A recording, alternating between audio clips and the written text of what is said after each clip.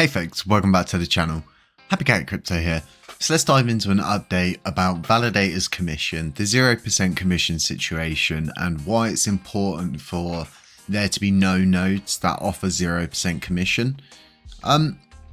Before we do dive into that, we're also going to be discussing exactly why it's important we get every exchange to at least implement the burn tax on deposits or withdrawals, and we'll jump into that shortly. So if you don't know this, Orion Money have raised their commission from 0.00% to 0.01%. Them doing this is really good because it shows that there's another node that's not providing these 0% safe havens for people, because it's a bit of a no-brainer in my opinion for someone who's in this to get gains. They're going to delegate with the node with the least commission, so to speak. And if you don't know what the commission rate is, it's the amount that the node takes from the rewards or the validator that you delegate with. Now, it kind of, this whole 0% situation thing was really bad at the beginning, but now we're seeing a lot of the nodes actually rise their commission rates, and you can see that all nodes has gone up already, and probably Orion Money's gone down a little bit, not very much, barely anything. But you know, people are going to be looking for these 0.0% safe havens like KK Validator here, but it doesn't mean that they won't change the commission rate on you. You know, it doesn't mean that they can't change it, because they can, and it's all down to what they've set their max daily change and their max percentage overall that they can charge. So having everyone at least have 0.1% would be helpful, just to help out all of the other small validators. And why is it important to split the voting power accordingly? Well, because the better the vote power is split out between all of the validators, the more secure the overall system is, because validators provide security. They provide security through many ways, meaning that if one node, say, goes down, there's still many other nodes to provide blocks and commit new blocks to the blockchain to help it run efficiently. And the way it works is you're rewarded more depending on the way that you propose the block and how you propose the block, and there's multipliers and stuff like that, but we'll get into that in another video. Now, what I want to talk to you folks about is this burn situation. Now, it's very important we get every single exchange to at least incorporate this on withdrawals and deposits. Why? Because it also removes a safe haven for people to avoid the burn tax. If we remove all of the options for people to just avoid it, no one will have an issue about losing volume. Everyone will just stay where they are because they're not going to be avoiding it, you know, anywhere else. It's going to be at every other exchange. That's the whole point behind that. And I believe it's a really, really solid way to ensure that the volume doesn't take a really bad hit, or certain CEXs take a hit for doing it. I feel like it should be a pact now between at least all of the CEXs that they at least do it on withdrawals and deposit, because it really does nail it that moving to another exchange, you're still going to get taxed. So, you know, having the CEXs also be happy with what is being incorporated is also very, very important. Now, as you can see here, if I give it a refresh actually, just to ensure, the Binance hot wallet has been making more and more burns, which is really, really weird. And we're actually seeing the hot wallet now. And I think it's since they've done something, moved everything out of the wallet and moved it back.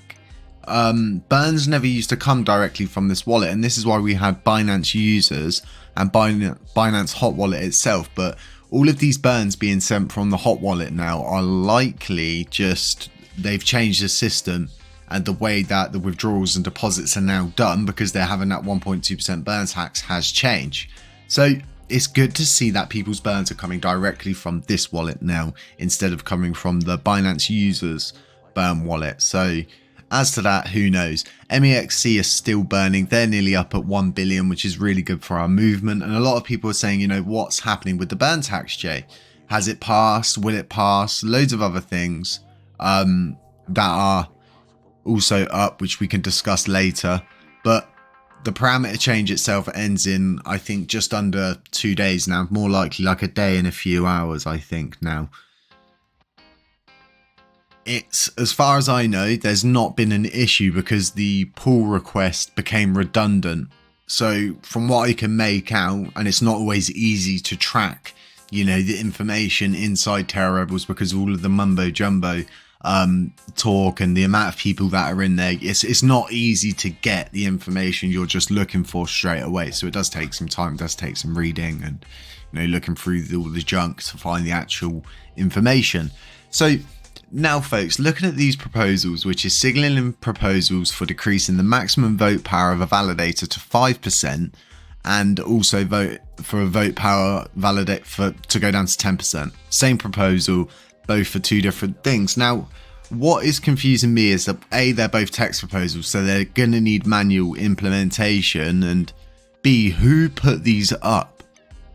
Like, did Terra Rebels put these up? I'm so confused as to who's put these up and what the purpose actually is behind them, because reducing the voting power is not only detrimental and what I would say is going to create a lot of issues for current validators.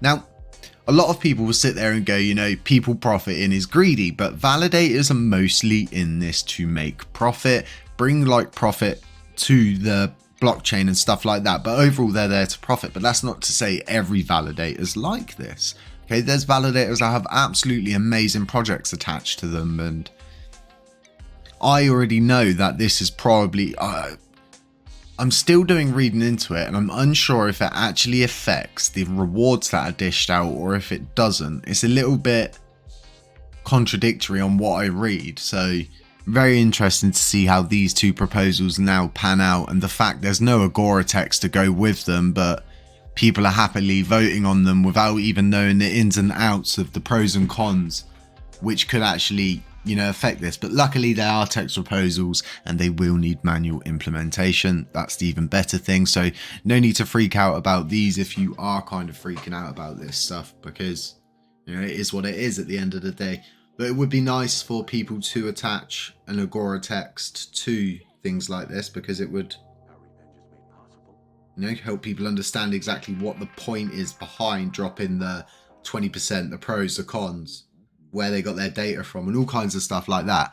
And that's what the Agora money site's for, is for pretty much breaking down a proposal that you want to put up.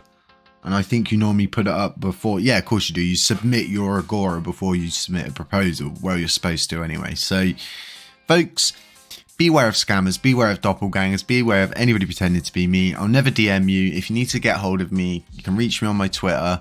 Just head over there. And if you want, at me in my Telegram group, which is this one below. Top one's a broadcaster, and you will be able to get hold of me. Beware of WhatsApp numbers, folks, and none of this is ever financial advice. If you haven't subscribed here, consider subscribing, consider tapping a like on the way out. I really would appreciate it. It really does help us gain more reach more people, and help educate more. We've got the Lunc Basics playlist, and the node is less than 47 days away. Folks, catch you in the next one. Shalom.